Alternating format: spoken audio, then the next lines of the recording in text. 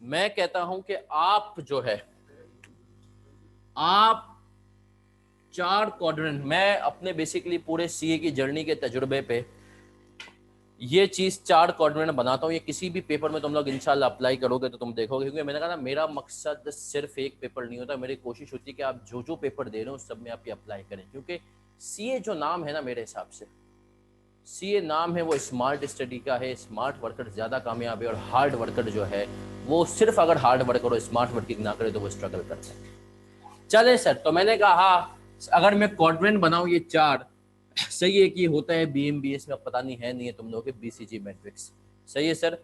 वो तो हमने कहा है सर, उसी से कहे हमने कहा पहला क्वाड्रेंट होता है इंटरेस्टिंग एंड इम्पोर्टेंट। ये हर जो है उसमें अप्लाई होगा, सही है सर। दूसरा क्वाड्रेंट होता है नॉट इंटरेस्टिंग बट इम्पोर्टेंट। तीसरा होता है quadrant interesting but not important.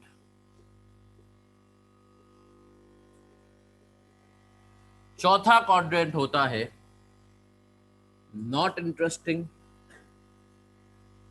And not important.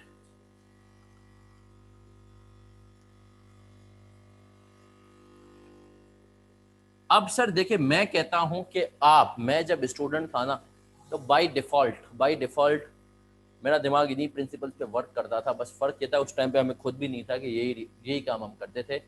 Teaching पे आए तो हमने ये चीज़ रियलाइज की सर, हर टॉपिक के अंदर, हर चैप्टर, हर जो है कोर्स के अंदर, आपके हर पेपर के अंदर सिलेबस के जो कंटेंट्स होते हैं उनको आपने जो है इन चार चीज़ों में तोड़ देना है। Interesting and important, not interesting but important, interesting but not important, और not interesting and not important. Sir अब देखिए, सबसे पहले आता हूं, सबसे ज्यादा मसला इस क्वाड्रेंट का है।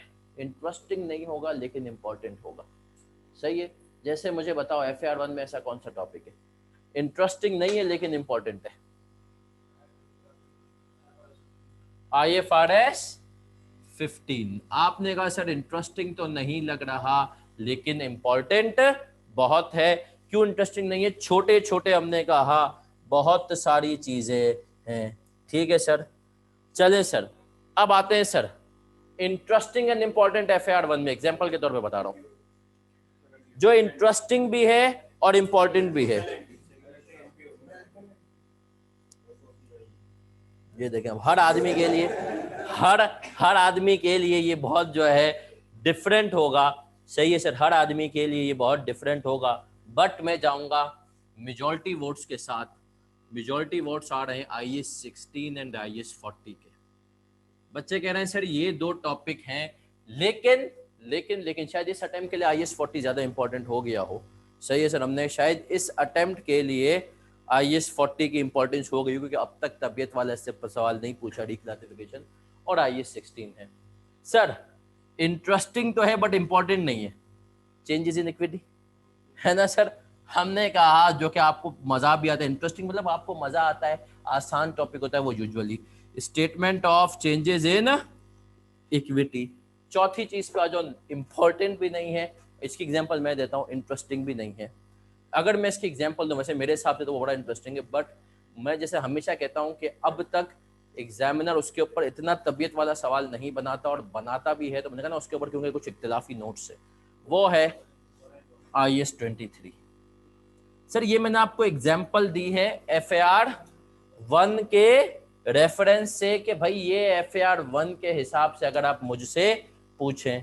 अब कुछ बच्चों के लिए कैश फ्लो इस क्वाड्रेंट में होगा तो कुछ के लिए इस क्वाड्रेंट में होगा, कुछ के लिए सिंगल एंट्री इसमें होगा तो कुछ के लिए इसमें होगा, सही है सर। तो ये अब आपने डिसाइड करना है अपने हिसाब से। अगर FAR 2 की मैं बात करूं, FAR 2 की कंसोलिडेशन बच्चों के लिए ये यहाँ पर हो जाता है। सही है, जो बच्चे अगर कोई FAR2 साथ दे रहा है तो कंसोलिडेशन हमने कहा यहाँ पर हो जाता है, लीजेस यहाँ पर हो जाता है। ठीक है सर, जो हमने कहा ऐसे होते हैं, कुछ टॉपिक्स ऐसे होते हैं जो बच्चों को समझ में नहीं आ रहे होते या कोई इतना मजा नहीं आ रहा होता, समझ में तो आ रहे होते। जैसे हमने कहा सर IFRS 9 कुछ बच्चों के लिए यहाँ होता है, कुछ के लिए यहाँ पर, तो वो यहाँ पर हो जाता है। IFRS 8 ऑपरेटिंग सेगमेंट, वो यहाँ पर। इसी तरीके से हमने कहा नॉट इंटरेस्टिंग एंड नॉट, जैसे एथिक्स आता है, सही है, FAR2 में भी आता है। टैक्स की अगर मैं बात करूं, टैक्स में हमारा दिमाग जो है सिर्फ गुलामाना है, तो हमें सबसे ज्यादा इंटरेस्टिंग लगता है सैलरी यहाँ पर। सही है, बिजनेस यहाँ पर अच्छा लगता है। ये यहाँ पर आ जाता है सेल्स टैक्स का टॉपिक। सही है सर। फिर हमने कहा कि सर इसके बाद इंटरेस्टिंग बट नॉट इम्पोर्टेंट, इस अटेम्प्ट के लिए सैलरी यहाँ पर आएगा, बिजनेस यहाँ पर आएगा, सैलरी यहाँ पर, सेल्स टैक्स यहाँ पर आएगा। इसी तरीके से जो शुरू के 3 चैप्टर हैं टैक्स की, उसकी थ्योरी यहाँ पर आएगी। तो सर ये आ गया। और आपने कहा not interesting and not important, इसमें वो चीज आ जाएगी जो कभी कभी पूछता है। सही है, जैसे हमने कहा share of profit of associate हो गया, इस किस्म की चीजें, या हमने कह दिया कि सर जो है वेल्थ स्टेटमेंट टाइप की चीजें। सही है, लेकिन खैर वेल्थ स्टेटमेंट थोड़ा सा इंटरेस्टिंग है, इस किस्म की चीजें हमने कहा सर यहाँ पर आएंगी। तो अब रिटर्न वाली थ्योरी को भी आप कह सकते हैं यहाँ पर जो आती है टैक्स वैक्स में। तो सर पॉइंट क्या है, ये सबसे पहले जो है ना आप लोग एनालाइज करें, बड़ा इंपॉर्टेंट टाइम है कि इन 4 क्वाड्रेंट्स में से किस पेपर का कौन सा टॉपिक किस में फॉल करता है। फिर मैं आता हूँ सर टाइम के हिसाब से पढ़े।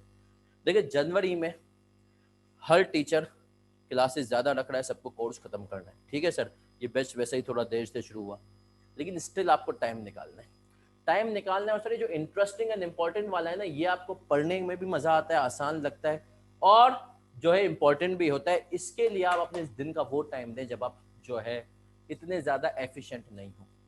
क्यों एफिशिएंट नहीं हो, मैं आपको वजह बताता हूँ। क्योंकि सर ये इंटरेस्टिंग है, मैं स्टूडेंट था ना, तो टैक्स मेरा पूरा टैक्स मेरा फेवरेट सब्जेक्ट था।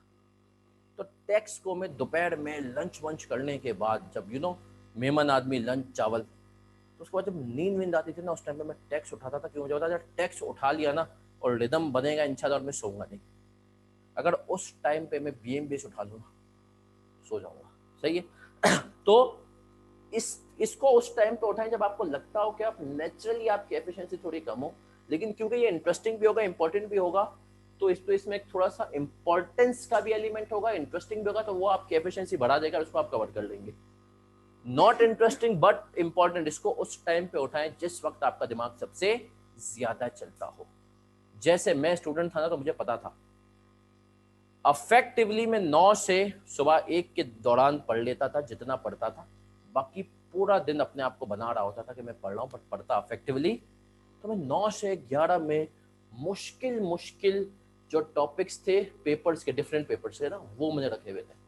इस दिन IFRS 15 पढ़ना है, अच्छा इस दिन सेल्स टैक्स को घुमा लेना है, समझ रहे, मुश्किल, या वो जिनको मुझे पढ़ने में मजा नहीं आता था। अब जैसे सेल्स टैक्स को इतना मुश्किल नहीं है, जिस बच्चे ने टैक्स पढ़ा हुआ है उसके प्रैक्टिकल तो बहुत ही आसान है, और उसकी जो थ्योरी वाली हो सकता है आपकी तबीयत उतनी ना मिले जितनी आपकी सैलरी में मिल जाए, है ना सर। तो हमने कहा ये टाइम वहां पर सही है, IFRS 15 को ये टाइम तुम्हें देना है। तो किसी को अगर कैश फ्लो मुश्किल लगता है तो उसको ये टाइम देना है। सर फिर आते हैं इनके ऊपर, इंटरेस्टिंग तो है लेकिन इंपॉर्टेंट नहीं है, इंटरेस्टिंग तो है लेकिन इंपॉर्टेंट नहीं है। सर ये जो चीजें होती है ना, सिलेबस 100% कवर करना है, लेकिन ये जो चीजें होती है इनको मैं कहता हूं कि आप उस टाइम पर करें जिस टाइम पर आपने इन दोनों को अच्छे हद तक कंट्रोल कर लिया। उसके बाद आप इस टाइम में, जैसे मैं इस किस्म की चीजें अक्सर उठाता था, सोने से पहले 1 घंटा, आधा घंटा, पौना घंटा, उसमें आप कहते थे कि यार ये इंटरेस्टिंग है लेकिन इतना इंपॉर्टेंट नहीं है। तो अगर गुनूदगी नींद का टाइम होता है ना, आ रही हो और उस पर आपको पता हो कि अब तो सोना ही है, पूरा दिन मेहनत की है, इस इंटरेस्टिंग चीज़ को तुम पढ़ लोगे तो शायद अपनी नींद को भी थोड़ा सा और डिले भी कर लो। और अगर खुदा ना खास्ता कोई टुनारी का माहौल छाया, इतने अच्छे से हो भी नहीं सका, तो भी ये कवरेज हो जाएगी। फिर आता हूँ नॉट इंटरेस्टिंग एंड नॉट, ये वो टॉपिक्स होते थे जिनको मैं रखता था, जिनके लिए मैं आखिरी महीने में, अब देखो ये हर एक का डिपेंड करेगा, मैं आखिरी महीने में इनके लिए लगता था किसी भी उसके लिए 3 से 4 दिन। इन 3 से 4 दिनों के अंदर, क्योंकि ये इंटरेस्टिंग भी नहीं है और इतने इंपॉर्टेंट भी, तो 3 से 4 दिन में ऐसे जितने भी टॉपिक हो ना जिसके, या बहुत टाइम स्ट्रेंजेंट है तो तुमने कहा 2 दिन में, उनको मैं क्या कर लेता था सर, कवर कर लेता था आखिरी महीने में। क्या ये उस टाइम पे पढ़ लूं, देख के सब जाना ताकि कॉन्फिडेंस है। तो सर इस तरीके से अगर आप टॉपिक्स को अभी से डिवाइड करेंगे ना, आपको खुद लगेगा यार आपकी एफिशिएंसी बढ़ गई। सर याद रखें, छोटे छोटे स्टेप्स होते हैं ना जो आपको पास की तरफ ले जाते हैं। अब बच्चा गलती क्या करता है, आज एक बच्चे का मैं इंटरव्यू ले रहा था, उसने मुझे कहा कि सर मेरे साथ सबसे बड़ी मेरी वीकनेस ये है, अगर मुझे एक सब्जेक्ट पसंद आता है ना, वो पसंद ही आता है और फिर मैं उसी को पढ़ता रहता हूँ। जो तुम्हें पता है इंपॉर्टेंट और तुम्हारा पढ़ने का दिल नहीं चाहता ना, उसको उस टाइम पे करो जिस वक्त तुम्हारा सबसे ज्यादा दिमाग चलता हो। और हर बंदे का दिमाग का एक टाइम होता है, किसी का सुबह चलेगा, किसी का जो है रात को देर से चलेगा, किसी का जो है शाम में चलेगा। उस टाइम पे ये, क्योंकि मसला क्या है, मैं हमेशा कहता हूँ 300 रन बनाने हैं तो 250 रन शुरू के 5 बैट्समैन करेंगे, 250 रन शुरू के 5 बैट्समैन करने हैं, तो वो 5 बैट्समैन ये हैं। ये तुम्हारी जो है ना प्रायोरिटी होनी चाहिए, और ये तुम्हें आइडेंटिफाई होने चाहिए कि मेरे लिए कौन सा जो है किस क्वाड्रेंट में फॉलो कर रहा है। स्मार्ट स्टडी टेक्निक से ना ये अगर इंशाल्लाह फॉलो करोगे ना, तो तुम देखोगे कि जिंदगी तुम्हारे लिए जो है ना सीए की गुलजार हो जाएगी। क्योंकि सर याद रखो, फिर रिपीट करता हूँ, सीए का जो मंत्र है ना, मैंने अक्सर देखा है 2 बच्चे सिमिलर ग्रेड्स माइंड सिमिलर। एक सीए में आके सीख गया कि स्मार्ट वर्क कैसा करना है, दूसरा नहीं सीख पाया, वो हार्ड वर्क पे फोकस ज़्यादा कर रहा था। सही है, हार्ड वर्क भी जरूरी है बट स्मार्ट वर्क ज़्यादा जरूरी है, मेरा मानना है। तो वो जो स्मार्ट वर्कर था ना, उसने पेपर निकाल लिया। तो सर उम्मीद करता हूँ सही है सर, ये है।